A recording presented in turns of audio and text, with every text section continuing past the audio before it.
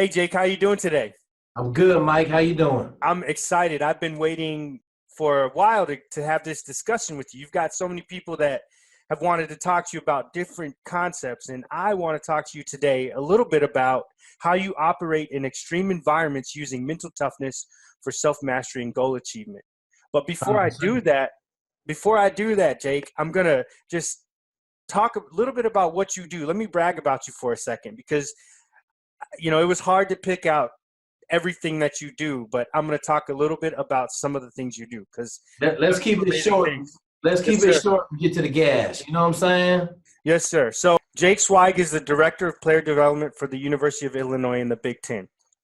So he's also a native of Steilacoom, Washington, where he attended the Charles Wright Academy of Tacoma, and he was inducted into the Hall of Fame as a member of the 1989 state runner-up football team.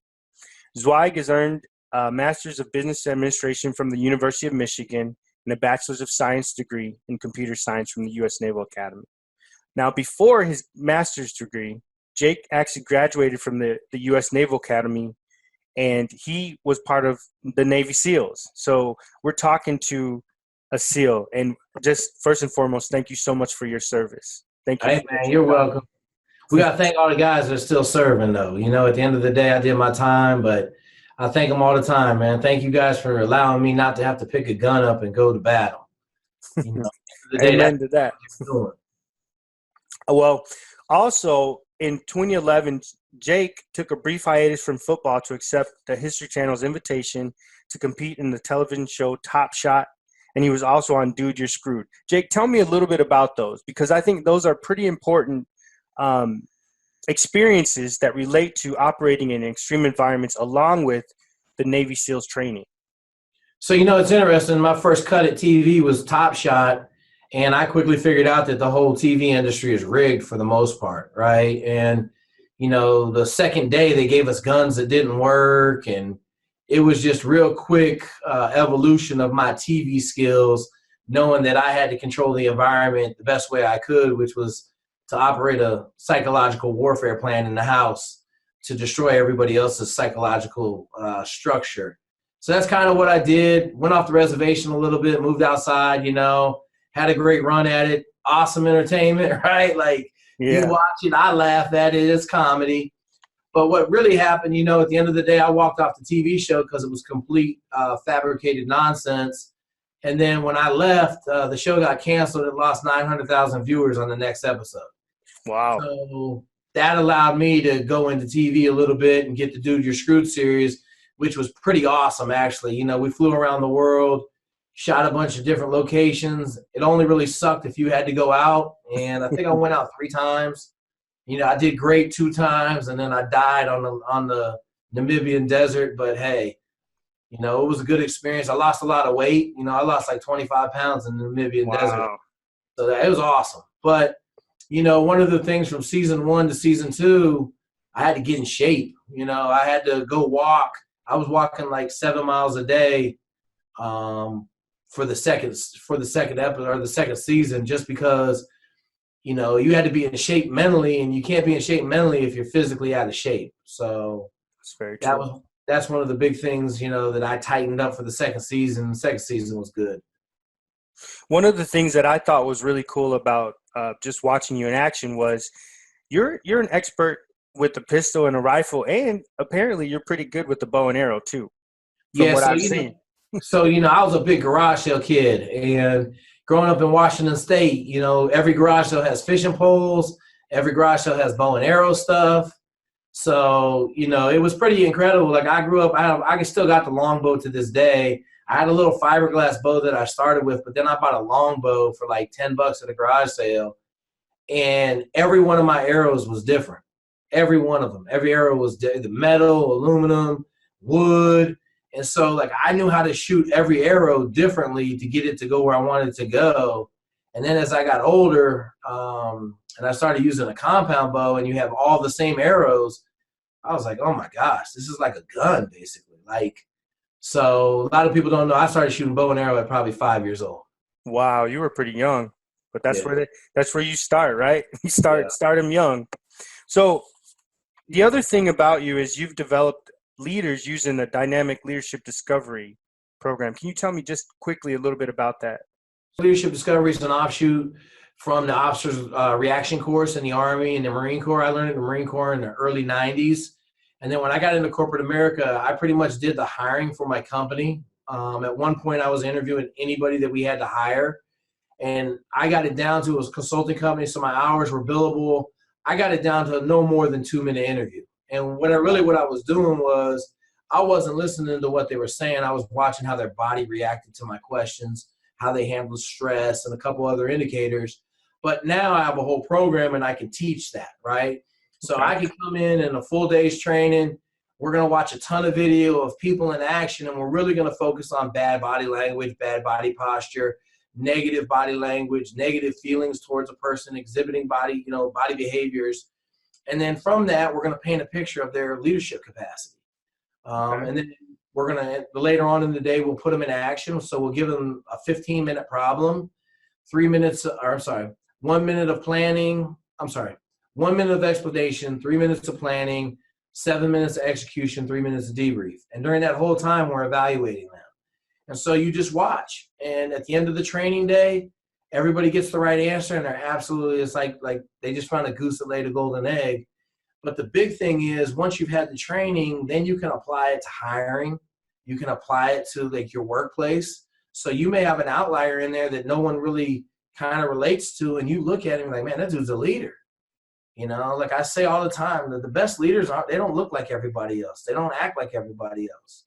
They're on their own beat because they don't see the world like everybody else does. And that's why they're so rare. But they're not hard to find if you know what you're looking for and you know what they look like. And really, if you know what they don't look like is the key. So you eliminate a bunch of people, and then when you finally see a leader, they shine so brightly that you're like, oh, that's what they look like. That's one right there. So, wow. That sounds awesome. I want to definitely hear more about that as we move on.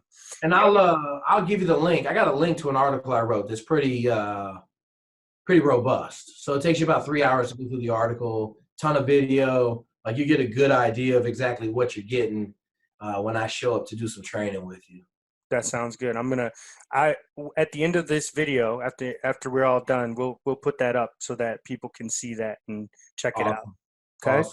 All right. So let me get into the questions with you. So how do you define mental toughness? Now I know there's, a textbook definition, but what's your definition of mental toughness? So I just had this conversation this morning. Like mental toughness is simple. It's your ability to endure pain, right? And it might be physical pain, it might be mental pain, but at the end of the day, it's just pain, right?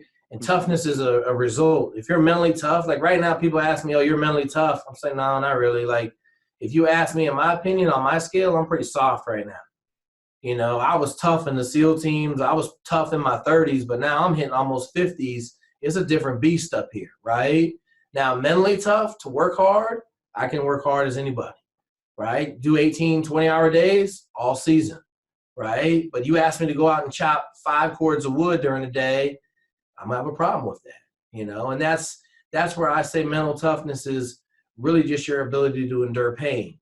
Physical toughness is coupled with it, right? If you're physically in shape, you can endure more physical pain, which allows you to be more mentally tough.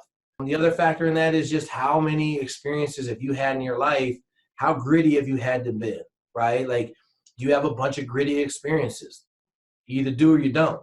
If you don't have a bunch of gritty experiences, have no bank of knowledge to know how far you can push yourself, how far you can't push yourself, what's capable, what's not capable, right? And so all of that stuff plays in there. But at the end of the day, it's just, your ability to take pain. How much pain can you take? Now, let me ask you this. What age would you say that you began developing mental toughness? Because I know we've had previous conversations, and one of the things you talked about is you're like, Mike, you know what? I developed mental toughness way before I even set foot into, football or the Navy SEALs. So describe to me kind of that journey. Like, how did that begin, really? So I grew up with my grandparents from age 6 months to about 5 years, 5.5 years. And then my mother got married, and I didn't move out there until after kindergarten. So I got a pretty good stepdad. And my stepdad's a hellion. Like, he's dead now, but like, sorry. He got a real checkered past, but that dude knew how to work. And so, I told people, man, like, we didn't have heat in my house. We had a wood-fired stove. And so those first couple of years, man, it was 3 cords of wood every summer. So we would get a 24-hour wood permit on Fort Lewis, and that meant you got to chop wood for 24 hours for fallen trees. We go out there like 2 in the morning, and we would come off the wood permit at like midnight, 11 o'clock. And our whole driveway would be wood. And then the next day we'd get up on Sunday, and we'd stack wood all day, and we'd have 3-4 cords of wood. And so I can remember being a kid. I had 2 mauls, the wedges that you put in. 2 wedges, and I had 1 maul. And like I can remember, I would chop, like when I was little, I might get 15 pieces of wood done in the day. Like literally, my pile had 30 pieces of chopped wood or 40 pieces of chopped wood, wow. And my dad would have done, 3 or 4 cords of wood. And then as I got older, that pile started to grow. And then by the time I got into high school, we had a furnace then, so we weren't chopping as much wood, and then he started buying wood, right? We were doing a little bit better in the house. But early on, man, like we got a 200-foot rock wall in front of my house that I carried every rock probably 50 yards from the backyard where the dump truck dropped all the rocks off down our driveway, and I wheeled a wheelbarrow down. I had to do 5 wheelbarrows a day for a whole summer. And that wheelbarrow made, like, at first I tried to load the wheelbarrow with rocks. I was like probably 11, and I couldn't, like it would fall over. So I ended up having to take like 2 rocks. And I remember the first day I wheeled like, call it 10 rocks down there, right? Like 5 loads. I had to do 5 loads a day of 2 rocks. My dad got home and said, hey, where are all the rocks at? I said, well, Dad, I can only get 2 in the wheelbarrow. He said, man, I want a full wheelbarrow. Like 2 rocks doesn't count. And I was like, man, okay. So, what do you got to do, right? All of a sudden, I look, I'm like, man, it's 10 rocks to a wheelbarrow. So now instead of making 5 wheelbarrow trips, I'm making 20, wow. Right? So that I can I'm making 50 wheelbarrow trips. I'm talking about all morning I'm moving rocks. Wow. And so like, you can't not be mentally tough and not, like I'm 50 wheelbarrows, 50 yards. And granted, they only got 2 rocks. But I'm 10 years old. Sure. And so it was stuff like that, like around my house, our water main broke. It's probably 70 feet to the water pipe in the street, right? Right. We didn't call a plumber. We went out there and dug ditch for 2 days straight, like 4 feet down in clay. Wow. And, like I dug and moved dirt and, he did most of the work because I was little, but like, that's how stuff got fixed around my house, and then we ran trap lines. We trapped coons all winter, raccoons, beavers, muskrats. So you in a boat, you floating around in the swamp. I'd have to go check my town trap line every day after school. So like all of that stuff, and then he made me go play in the rain all the time. It'd be pouring down rain. He'd be like, hey, go outside and play. Put my boots, my rain slicker on and be out in the rain for 3 hours, I could see how that kind of relates to, as you move forward in your life dealing with, with underwater demolitions and things like that. I mean, it's like he was preparing you, but you didn't know it. And maybe he didn't know it either. No, he knew it. Like he'll tell you all the time he was trying to raise a really tough kid, like that was his thing, right? Like he knew I was going to be successful in life because he would say, you're going to college, you're going to graduate, you're going to be really successful, but you got to be tough, and I'll tell this story. This is one for you. So my freshman year of high school, I hadn't lost a wrestling match in almost 2 years. Okay. So I came into wrestling. I was a fat little 4'11", 140-pound kid. I wasn't a very good athlete. I didn't run every day. I just was a really good wrestler, but I had asthma real bad. So I couldn't do good. I got my butt beat my freshman year. So about halfway through the season, man, the seniors, Larry Nelson and Kurt Kramer, my guy Kramer, and Mike Valentine, they started beating me up every day. And I'm talking about like real WWF, DDTs. I'm getting smashed. So I'm like, man. So it went on for about 3 weeks. And then I was talking to my friends. We were all freshmen. I said, yo, I don't care what happens today. Like, I'm smashing some people. I hid in the bathroom, man, and the first guy that came, I think it was Mike Valentine, and he was more my size, and I snuck him right in the head. And then he was on the ground, and I was kicking him, and I was like, yo, this is crazy, man. Y'all ain't beating me up no more. So then fast forward, Kramer and Larry Nelson came in. They were big dudes. They were both 190-pounders, man. I went at them like a savage animal, and then they stopped beating me up. And I didn't really think nothing of it. Right. Fast forward about 15 years, and my guy Larry Nelson, who's one of the biggest characters in Steilacoom High School history, they said, hey, man, Larry's back in town. He's working up at Safeway in the produce section. So I was like, man, I'm going to see Larry. And I saw him, and I said, Larry, what's up, man? And he said, Jake. And I said, hey, why were you beating me up my freshman year, man?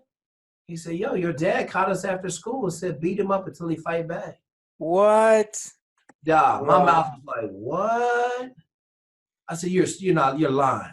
He said, no, your dad came up, caught us after practice one day and said, hey, man, beat his butt until he's back. He's soft. Wow. So I talked to Larry for about 15 minutes in the produce section. I got in the car. I went home to my dad, and I said, Dad, man, do you know how traumatic of an event that was?